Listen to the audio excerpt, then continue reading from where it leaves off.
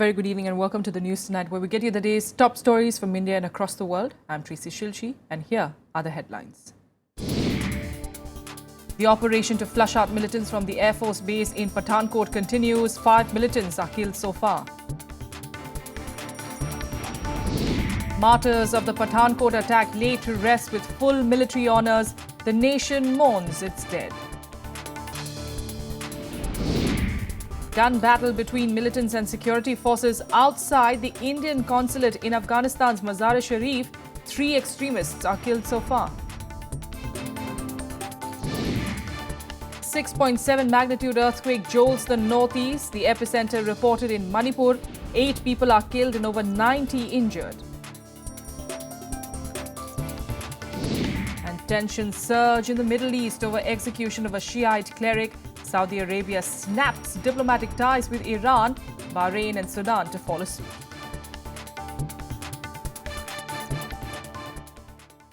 Top story, the operation against militants holed up inside the Pathankot air base entered the 3rd day today, and amid intermittent firing, 2 more militants were gunned down on Monday. The operation, however, has not been called off as security forces suspect more militants could still be inside the air base. The Pakistan-based United Jihad Council has claimed responsibility for the deadly attack. Here is the report. 3 days into the Pathankot operation, security forces gunned down 2 more terrorists holed up inside the Air Force base.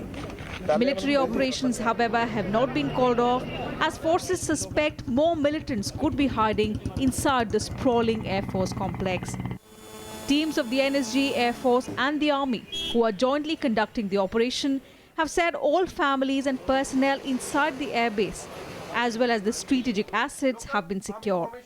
The operation, however, will continue till each structure is physically combed. Given the magnitude of the airbase, the operations will continue to be conducted till we are able to fully render safe the base. However, I would like to inform that all the assets of the airbase, including personnel, families, have been secured and are safe. As the situation in Pathankot continued to be volatile, Prime Minister Narendra Modi convened a meeting of the National Security Council, comprising of National Security Advisor Ajit Doval, Finance Minister Arun Jaitley and Defence Minister Manohar Parrikar. Pathankot की घटना को लेकर एक detail report और चर्चा हुई। इनका मूल उद्देश्य था कि जो हमारी पठानकोट में एयरबेस है उसके स्ट्रैटेजिक एसेट्स जो हैं उनको नुकसान पहुंचाना, और ये वेल ट्रेन्ड टेररिस्ट थे, फिदाइन थे, सुसाइड स्क्वाड था, और जब इस प्रकार का फिदाइन हमला होता है तो काफी नुकसान पहुंचाने की उनकी क्षमता होती है। लेकिन और ये जो कॉम्प्लेक्स है बहुत बड़ा है, इसकी जो सर्कमफ्रेंस है एयरबेस की, अपने आप में 24 किलोमीटर लंबी है, और इसीलिए उसके क्लीनिंग ऑफ ऑपरेशंस में भी, कोमिंग ऑपरेशंस में भी बहुत समय लगता है। The government is also mulling options with regard to the Foreign Secretary level talks with Pakistan that are scheduled to be held in Islamabad on the 15th of January. Will it impact on India-Pakistan ties? Because I think let the operations get over, and it's only then that governments take a view on such matters. In the wake of the security situation in Pathankot, National Security Advisor Ajit Doval's high-profile visit to China has also been cancelled. Fresh news reports suggest that the 2 terrorists gunned down on Monday may have entered the airbase before an alert was sounded about their presence in the area. Further details will be revealed in the probe by NIA, which registered a case in this regard on Monday. Meanwhile, opposition parties continue to attack the government, pressuring it to call off engagement with Pakistan. Prime Minister Narendra Modi should immediately call off the Foreign Secretary level talks. Mr. Prime Minister, are we waiting for another terror attack to take the obvious step? There is nothing which is going to be gained by engaging with Pakistan. Pakistan-based United Jihad Council An umbrella organization of about a dozen militant outfits has claimed responsibility for the deadly attack, which has claimed the lives of 7 security personnel so far. Bureau Report, Rajya Sabha TV. And heartrending scenes were witnessed as martyrs of the Pathankot terror attack were given the final farewell with full military honours. Hundreds of people gathered to pay their tributes to the brave hearts at their native places. 7 security personnel were martyred in the attack. The nation paid its tributes to the martyrs of the Pathankot Air Force Base attack on Monday. The martyrs were given a final farewell with full military honours as hundreds of people bid goodbye to the brave hearts. 7 security personnel, including 1 Garud commando, 1 NSG officer and 5 personnel of the Defence Security Corps were killed in the attack.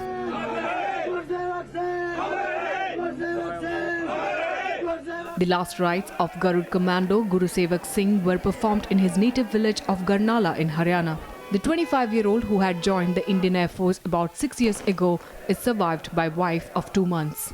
बस जी उनका तो nature जो स्वभाव था वही याद रहेगा जी, और उनकी दिलेरी जो वही याद रहेगी जी। उन्होंने देश के लिए जान अपनी न्यौछावर कर दिया है, सबसे बड़ी बात तो यही है, लेकिन गम यह है कि वो हमसे दूर हो गए हैं। In Bengaluru, the body of Lieutenant Colonel E.K. Niranjan, a bomb expert with the National Security Guard, was brought for the wreath-laying ceremony. Lieutenant Colonel Kumar was killed while defusing a grenade at the scene of the terror attack. The 32-year-old is survived by his wife and an 18-month-old daughter. His last rites were performed in Palakkad in Kerala. हमारे लिए तो बहुत बड़ा loss है, लेकिन खुशी की बात यह है देश के लिए उन्होंने अपनी जान दी है। हमारे से बड़ा लॉस फैमिली के लिए है, इसलिए हमारा फर्ज है फैमिली को सपोर्ट करना। In Gurdaspur, scores of mourners gathered at the house of Subedar Fateh Singh of the Defence Security Corps. Fateh Singh had won a gold and a silver medal during the first Commonwealth Shooting Championship in 1995. 5 of the 7 security personnel killed served in the Defence Security Corps, a unit staffed by veterans. Havaldar Jagdish Chand was killed during the attack, while the 3 DSC personnel, Lance Naik Fulwant Singh from Gurdaspur, Sepoy Sanjeev Kumar and Sepoy Mohit Chand passed away in the hospital during the night. Bureau Report, Rajya Sabha TV. Meanwhile, in another operation, combing operations underway in Afghanistan to nail down terrorists holed up in a building near the Indian consulate in Mazar-e-Sharif. At least 3 terrorists have been killed in a fierce gun battle with Indian and Afghan security forces. In fact, the Afghan President Ashraf Ghani called up Prime Minister Modi to brief him on the attack. Meanwhile, India has confirmed that all its consulate staff are safe.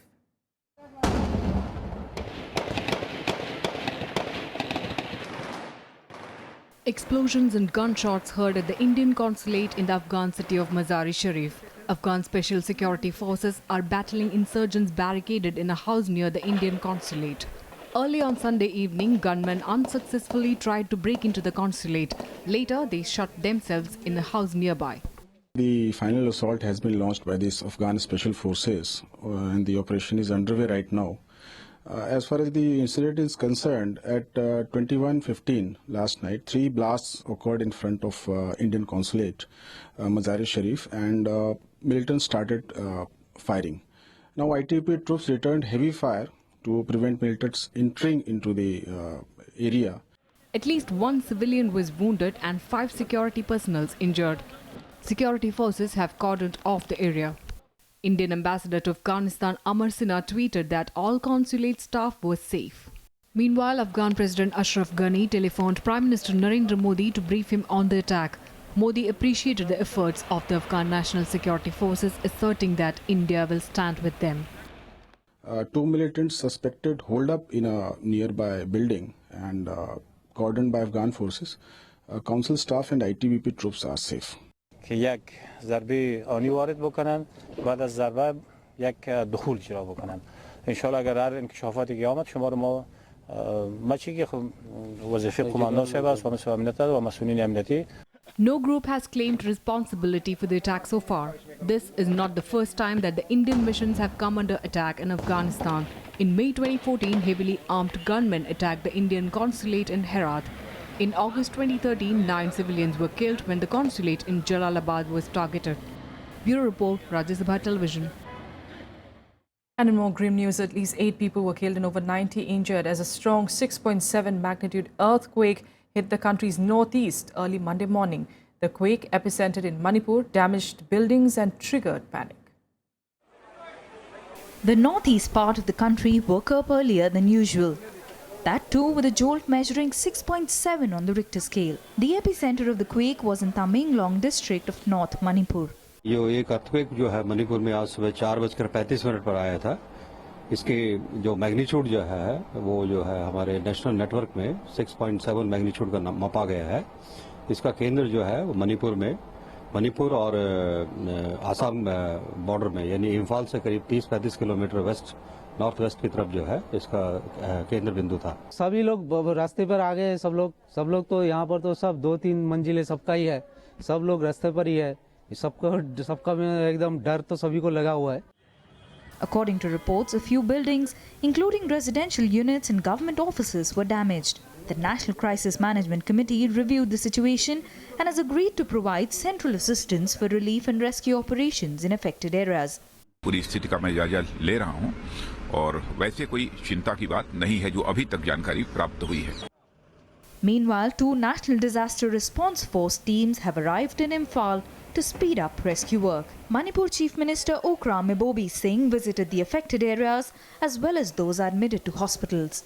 As we got the report in the morning, we alerted our teams, and 2 teams right now they are boarding the plane of Air Force. One is AN-32 and one is Avro from Guwahati, and there are 90 personnel under command of 2 officers. Tremors were also felt in neighbouring Bangladesh and Nepal and even at places as far as the Myanmar capital of Yangon. However, there are no reports of damage or casualties on the Myanmar side. Bureau Report, Rajya Sabha TV. With a quick break here, but still ahead, Indian stock markets plunge over worries about China's economic slowdown. Details in a bit.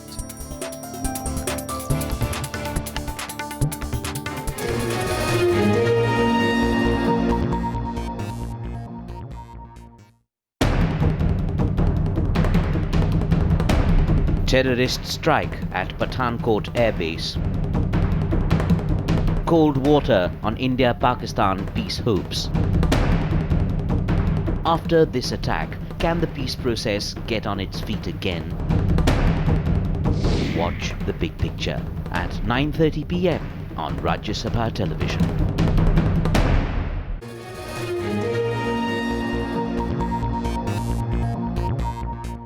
Welcome back. Let's get you some more news now. And in its biggest fall in over 3 months, the Sensex fell below the 26,000 mark as worries over China's economic slowdown and geopolitical tensions in the Middle East spooked investors. The benchmark BSE Sensex crashed below the crucial 26,000 level by falling 537 points to 25,623. Nifty tanking 172 points as well to settle at 7,791. In fact, in addition, domestic manufacturing sector output shrinking to a 28-month low in December and also fresh weakness in the rupee further accelerated selling activity at the stock exchange. Other Asian stocks were on the receiving end after a private survey showed Chinese factory data contracted for a 5th straight month. Consequently, the Shanghai index plunged by more than 7%, trading halting for the rest of the day. The Dow Jones too opening in the red, down by almost 300 points. Now, today is day 3 of the odd-even formula in the national capital. The measure was brought in to control pollution levels, even though results of that will be visible only after a few more days. But Delhiites have stood up to the challenge and are complying with the regulation. The Delhi government, however, is calling the measure a success. Delhiites stood up to the challenge against rising air pollution by adhering to the odd-even rule on Monday. January 4th was to be the real test of the rule as people joined back work after an extended break. However, despite their best efforts, the level of pollution is still hovering in the dangerous range. Level इतना ज़्यादा है कि 2 दिन में कोई expected भी नहीं है और 10-15% गाड़ियाँ कम करने से फ़र्क भी नहीं पड़ने वाला. सुबेरे हम लोग नेहरू प्लेस के अंदर में थे, वहाँ पर भी 600 क्रॉस कर रहा था. 300 से ऊपर रेड अलर्ट है. Experts say that enforcing the odd-even formula has reduced congestion levels on Delhi roads, even as the pollution level stays dangerously high. आप साथ में ऑटो रिक्शास को भी बंद कर दो एक दिन के लिए, करके देख लो फ़र्क पड़ रहा है कि नहीं पड़ा. आपको पता लग जाएगा कि किसका पोल्यूशन ज़्यादा है. प्लस लोगों को भी पार्टिसिपेट करना चाहिए. सड़क के ऊपर में सिगरेट ना पिएं. आसपास की जो इंडस्ट्री है उसको भी चेक करें. But the Delhi government labelled the scheme a success on Monday too. However, the government is not yet looking at other measures to control pollution levels. जो 3 दिन का जो मैंने अध्ययन किया है उसके हिसाब से दिल्ली के बॉर्डर के जो एरियाज़ हैं जहां रात में ट्रक्स बड़ी मात्रा में चलते हैं या एनसीआर में जो पोल्यूशन है वहां पोल्यूशन लेवल थोड़ा कम डाउन हो रहा है, लेकिन इनर सर्किल में दिल्ली के अंदर में जहां लोगों ने इस नियम को फॉलो किया है वहां पर पोल्यूशन लेवल 20 जगह का सैंपल हम इकट्ठा कर रहे हैं और वहां पोल्यूशन लेवल काफ़ी कम हो रहा है। The government had claimed on Saturday that pollution levels had come down in several areas of Delhi. In fact, at least 24 points reported a PM 2.5 level less than 150. Anu Devan's report for Rajya Sabha TV. In other news, CPI veteran A.B. Bardhan, who passed away on Saturday, was cremated in Delhi today. The last rites were performed this afternoon. Earlier in the day, his body was kept at the CPI headquarters, where his admirers and leaders cutting across political lines paid tributes to him. Prominent among them were Vice President Mohammad Hamid Ansari, former Prime Minister Manmohan Singh, Finance Minister Arun Jaitley, Telecom Minister Ravi Shankar Prasad, Delhi's Lieutenant Governor Najib Jang and CPIM General Secretary Sitaram Yechuri. Leaders paid rich tributes to the departed comrade. Comrade Bardhan के बारे में मैं एक बात कहूंगा, हिंदुस्तान की राजनीति में एक विचारधारा पर अपने जीवन की यात्रा शुरू करना और उसी विचारधारा में अपने जीवन को समाप्त करना ये बहुत बड़ी उपलब्धि है। लेकिन उनके निधन से भारत की लोकतांत्रिक परंपरा और विचारधारा की राजनीति को एक बहुत बड़ी क्षति पहुंची है। मैं अपनी बहुत ही विनम्र सांत्वना उनको और पूरे सीपीआई परिवार को देता हूं। And now let's take you through what else made news across the country in Nationwide.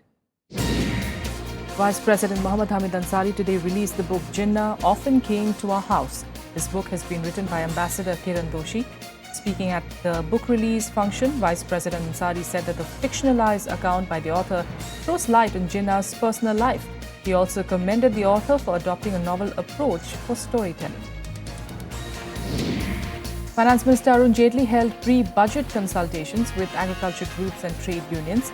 Jaitley will hold discussions with different stakeholders, including those from the industry and economists over the next few days. His discussions with economists and industry is slated on the 6th of January and with the IT sector on Thursday. A Turkish Airlines flight scheduled to fly to Istanbul was called back from the runway at the Mumbai airport after an unclaimed mobile phone was spotted in the aircraft before takeoff. Around 250 passengers on board the aircraft were evacuated and frisked again before being allowed back into the jet. The takeoff of the flight was rescheduled after a security clearance. Kashmir Valley today received the season's first snowfall, bringing down temperatures across the state. Snowfall was reported from Jawahar Tunnel in South Kashmir and Kupwara district in North Kashmir. The Met Department has predicted moderate rain and snow in Kashmir for the next 2 days.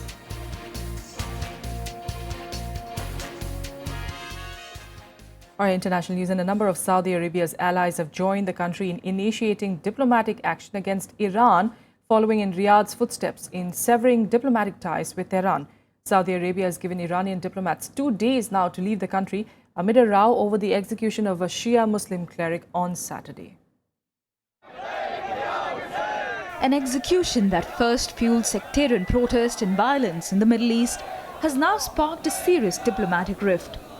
Saudi Arabia has broken off diplomatic ties with Iran after protesters stormed its embassy in Tehran, setting the building on fire. The demonstrations were a protest against the mass execution of 47 people, including prominent Shia Muslim cleric Sheikh Nimr al-Nimr, all on terror-related offences. Saudi Arabia has given a 48-hour warning to all Iranian diplomats to leave the country. It has also recalled its diplomats from Tehran. Following in Riyadh's footsteps, Bahrain and Sudan too announced severing ties with Iran. The UAE has also downgraded its diplomatic team. We are determined not to allow Iran to undermine our security. We are determined not to let Iran mobilize or create or establish terrorist cells in our country or in the countries of our allies. Earlier, Iran had summoned Saudi ambassador to condemn al-Nimr's execution, with Saudi Arabia objecting to Iran's actions, accusing Tehran of supporting terrorism and destabilizing regional security. Iran's supreme leader, Ayatollah Ali Khamenei, compared Saudi Arabia to the Islamic State and warned that the Sunni Muslim kingdom will face divine revenge for the execution. آمر به معروف ناهی از منکر دارای تعصب دینی غیرت دینی این رو انسان به قتل برسانه شهید کنه این رو این واقعا جنایت بزرگی است. The diplomatic rupture threatens to resonate across the Middle East. The United States, European Union, and even China have sought to calm the turmoil and urged continuation of diplomatic engagement. 担忧，我们希望有关各方在反恐问题上加强沟通，形成合力。我们也主张外交人员和机构的安全和尊严呢应该得到保障。我们希望有关方面保持冷静和克制。 Iran and Saudi Arabia back opposing sides in the conflict in Syria and Yemen. In recent decades, ties between the countries have been strained over various issues, including Iran's nuclear program and deaths of Iranians at the Hajj pilgrim in 1987 and again in 2015. Bureau Report, Rajya Sabha TV. And for more international news updates, let's get you Global Buzz. The Islamic State group has threatened Britain in an internet video released on Sunday. The video shows the killing of 5 spies who allegedly worked with the international coalition fighting the group. An English-speaking fighter also mocks British Prime Minister Cameron for challenging the IS. But experts say that the IS often releases propaganda videos when it suffers setbacks on the battlefield. In Iraq last Sunday, federal forces declared victory in the battle for Ramadi, the city that the IS seized in May 2015. Sri Lankan President Maithripala Sirisena has pledged land for up to 1 lakh people who have been living in camps 6 years after the end of the country's brutal civil war. The land will be given within 6 months to build homes. All train, bus and ferry passengers travelling from Denmark to Sweden will now be required to show photo identification before being allowed across the border. This move by the Swedish government is in order to stem an unprecedented migrant influx. The measures are aimed at keeping out undocumented migrants. Sweden has taken in more asylum seekers per capita than any other European nation. However, the government has said that it could no longer cope with the unregulated flow of new arrivals. Nepal's 3 major political parties and the Madhesi Front have decided to form a task force that will try to find common ground in issues related to provincial boundary demarcation, citizenship certificate issue, proportionate representatives and allotment of parliament seat on the basis of population. Residents of St. Louis in Missouri have returned to their homes for the first time in nearly a week. They assess the damage caused by severe flooding of the Mississippi River. In some of the hardest hit towns, front yards were piled with junk as homeowners got to work cleaning out damaged property. The floods claimed the lives of 31 people, most of whom drove into flooded areas after days of downpours. Sports now. In the Supreme Court appointed Justice R.M. Lodha committee has suggested sweeping changes in cricket administration in India. Most significant of the recommendations is to bring the Board of Control for Cricket in India, or the BCCI, under the Right to Information Act, legalizing betting, forming a Players' Association and delinking the IPL from the BCCI. The sweeping changes recommended in the Board of Control for Cricket in India are on expected lines, but they will still come as a jolt for many in the board's power corridors. Announcing the recommendations, the panel dictated that ministers and government officials be barred from holding office in the board, which will have only 1 full-time member per state with voting rights. The others will be affiliate units. He must not be a minister or a government servant who has not held the office in the BCCI for a cumulative period of 9 years.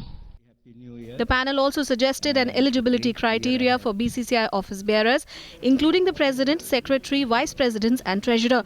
It further proposed a tenure of 3 years for each office bearer.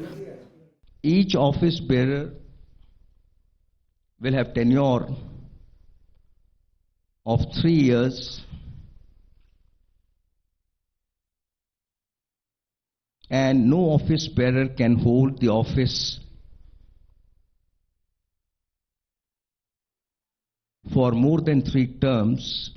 The committee, which submitted its report to the Supreme Court and also made it public, has called for various far-reaching changes. Some of the key highlights of the proposal are: no more zonal nomination for the president's post, restricting the total tenure of office bearers in any capacity to 2 terms not exceeding 6 years, tenure of the president to be not longer than 3 years, only appoint ex-cricketers in state associations and implement proper stadium rotation policy, selection committee to comprise only of former test cricketers with the player with most caps heading the committee, protection of players' interests by registering agents under the prescribed norms of BCCI and Players Association, BCCI to also share details of rules and regulations, norms, meetings, expenditures, balance sheets, reports and orders of authorities on its website. Recommendation to legalize betting except for those covered by this BCCI and IPL regulations. Also, spot fixing be made a criminal offence. The panel further suggested bringing the BCCI under the RTI Act, an issue that has long been a bone of contention. Very happy that Justice Lodha has come out with recommendations which we wanted to be implemented to the sports bill. The best thing is, in order to bring in transparency, it has talked about bringing BCCI under the RTI. And other good things are like the players should be given more importance. It has talked about the players committee with some powers also to deal with the administration of BCCI. The committee, however, cleared the former IPL COO Sundar Raman of any wrongdoing, citing lack of evidence. Bureau Report, Rajya Sabha TV. Let's get you some more sports news now in Sports Beat. India took revenge of their last edition defeat as they beat defending champions Afghanistan 2-1 in the summit clash to lift the South Asian Football Federation Cup. JJ Lalpeklua and Sunil Chhetri scored for the hosts as they overcame their opponent 2-1 in a dominating display. The SAF Cup title triumph would be a consolation for the Blue Tigers after a woeful 2018 World Cup qualifiers. Real Madrid squandered a chance to catch Barcelona in the Spanish league standings after they slipped to a 2-all draw against Valencia. Karim Benzema's opener was equalized by Dani Parejo. Valencia's Mateo Kovacic was then sent off for a tackle, and Real looked set for a win when Bale headed home. However, a minute later, their hopes were dashed as 10-man Valencia equalized once again. Ukraine beat the USA in the Hopman Cup as Serena Williams pulled out due to injury. 20-year-old Vicky Duval, who was replacing Serena, was beaten 6-4, 6-1 by world number 19 Elina Svitolina, with Ukraine taking an unassailable 2-0 lead. The 2-1 tie defeat leaves the US facing an uphill battle to reach the final. And that's what we have for you on the news tonight from the entire team here. Good night.